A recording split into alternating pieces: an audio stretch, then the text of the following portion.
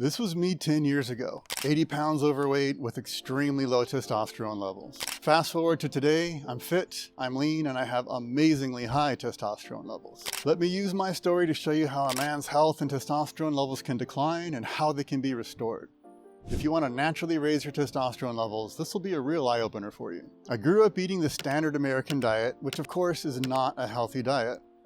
In my 20s, I started to eat more organic food, but I still ate a lot of bread, pizza, pasta, and all of that, along with very little protein or healthy fats. I also drank a lot of alcohol, usually a drink or two with dinner most nights and heavier drinking on the weekend. I was living in the Pacific Northwest and I never really got any quality sun exposure, even in the summertime. I was also a night owl, staying up until 1 or even 2 a.m. every night. In fact, getting to sleep by midnight was an early bedtime for me. My lifestyle was also very sedentary, and I sat pretty much all day long working on a computer, which meant I was also indoors all day. I wasn't too fat yet, but I had really let my fitness slip. So in my late 20s, I got back into working out to try to rebuild my body after years of inactivity. But my progress in the gym was very slow due to all the bad diet and lifestyle factors I had going on. I started reading bodybuilding forums and found a lot of terrible advice about how to build muscle. That trail of bad advice led me to make a major mistake that I only understood the ramifications of years later. In 2004, I took a pro-hormone named M1T that was perfectly legal at the time and could be easily bought online. Back then, most people didn't really know much about pro-hormones. Remember, this is 2004 and YouTube didn't even exist. So the belief online was that pro-hormones were just precursors of testosterone, that your body would only turn into testosterone if you were lifting heavy.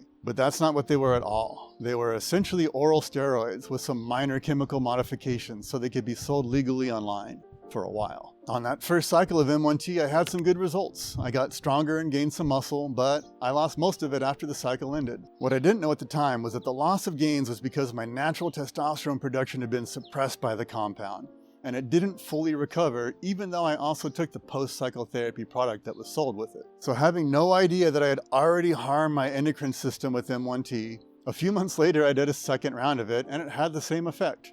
I made gains while on it and lost the gains when I stopped using it. And after that second cycle, I also had a noticeable drop in my energy levels and libido. The FDA banned pro-hormones in 2005 because they were damaging men's natural testosterone production, and most of them didn't even know it. I was one of those men. I didn't know what was going on with my testosterone levels because I was young and dumb and hadn't even gotten any blood work done. But looking back, knowing what I know now, it's clear to me that I damaged my natural testosterone production with those pro-hormones. Because that's what happens when a man takes any kind of exogenous hormonal replacement.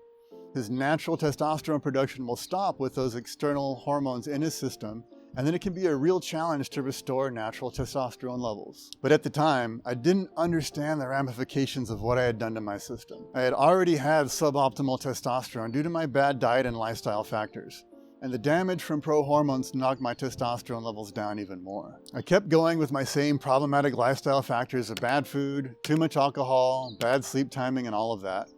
And over the next several years, my health and energy levels gradually got worse and worse. It got to the point where I had to take a nap most days, even if I had slept 8 hours the night before. My libido was in the tank and I was never in the mood to do anything. I also quit working out because I didn't have the energy or the motivation for it. All I really did most of the time was sit at my computer and work during the day, and then sit on my recliner and watch movies at night, usually while drinking alcohol most of those nights. I was getting fat. I had major brain fog every day, and just handling my workload took all the concentration I could manage. By early 2014, I was 80 pounds overweight. My energy levels were at an all-time low. I had zero libido and I felt like my life was slipping away. My self-confidence was way down and I felt bad every time I looked in the mirror, and even worse when I saw a picture of myself. I felt like I had failed my body and failed myself. I thought my entire life was going to just keep going downhill, and I didn't know how to turn things around. It was the lowest point in my life, but it was also a pivotal turning point because it often takes massive pain to motivate us to make the changes that we need to make in life.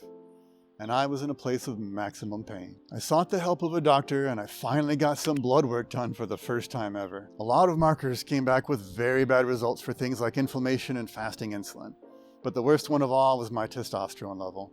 Just 307 nanograms per deciliter, which is at the very bottom of what's considered normal. Fortunately, my doctor didn't just tell me it was normal. He told me point blank that I was running to an early grave, and that I needed to make big changes to turn my health around. He also recommended testosterone replacement therapy. In one way, this was good news because I had a diagnosis and a solution.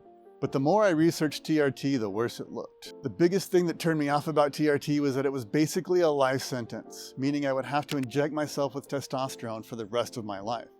Because once a man starts taking hormonal injections, his endogenous testosterone production shuts off completely.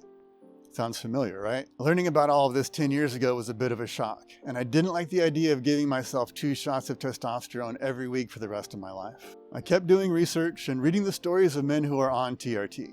And while some of them had great results and felt better than they had in years, a lot of men didn't feel any better on TRT. Even worse, I saw that a lot of men on TRT were taking things like Cialis because their libido didn't get better with the testosterone injections, even though other things improved for them. Those hours and hours of research showed me that TRT was a mixed bag, and that it was pretty easy to be one of the unlucky guys who didn't get good results from it. I decided I didn't want to go on TRT, but I knew that I had to take massive action to fix my problem. I was also doing lots of research on how to improve my diet and lifestyle for better health. So I decided to take control of my life and find the best natural solutions for my health and my testosterone levels. I became obsessed with researching health, nutrition, and lifestyle optimization because I knew my life was at stake.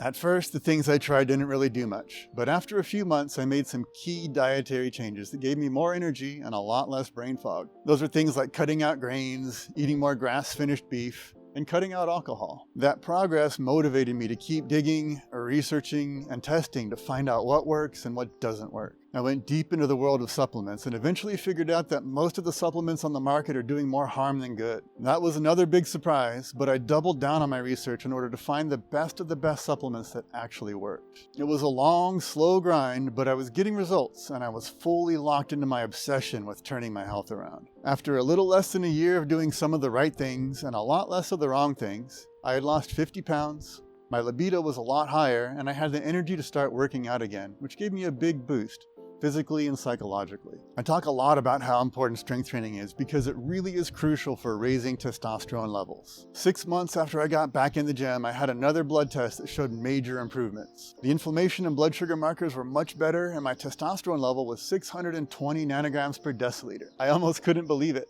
I had actually doubled my testosterone levels naturally. Now, a lot of men might have coasted at that point, but I wanted more. Seeing those better blood test results, along with my subjective experience of feeling so much better, inspired me to work even harder. I became even more obsessed with finding better and better ways to optimize my health and hormone levels, and I kept refining my system. By 2018, my testosterone was over 850 nanograms per deciliter, and I felt better than I had in over a decade. I kept my obsessive research going and eventually identified the most important micronutrients for raising testosterone levels. Once I had those dialed in, I got up to over 1,000 nanograms per deciliter, which is a fantastic level. I started teaching what I knew to my clients who I was doing counseling work with because I knew from experience that bad health puts us in a bad mental state. My clients got great results, often really fast, and that inspired me even more to keep learning and expanding my knowledge. I eventually created a 12-week program to teach men everything they need to do in order to double their testosterone levels naturally and keep taking them higher.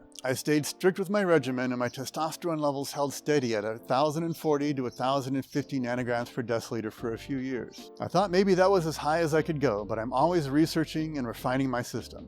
And on this year's blood test, my testosterone level was an amazing 1,196 nanograms per deciliter. Almost 1,200. 10 years ago, I would have had a hard time believing that where I'm at right now was even possible for me, especially naturally. I thought I was doomed to a life sentence of TRT, and instead I managed to find all the most effective ways to double my testosterone, and then nearly double it again. So my goal for next year is to hit at least 1,228 nanograms per deciliter. And that'll mean that I've actually quadrupled my testosterone levels from my lowest point in 2014. My long-term plan is to maintain the highest levels of health and testosterone possible for as long as possible. And I'm confident I can keep improving because our bodies can do amazing things if we give them the right resources. So if you're dealing with low testosterone, I urge you to put in the work to fix your health and raise your levels naturally. It's absolutely worth the effort. I hope my story has inspired you to keep at it and to never give up on yourself. And right now, if your testosterone levels are low, there are a lot of mistakes you need to avoid and a lot of things that you need to do right. So watch this video to learn what those are.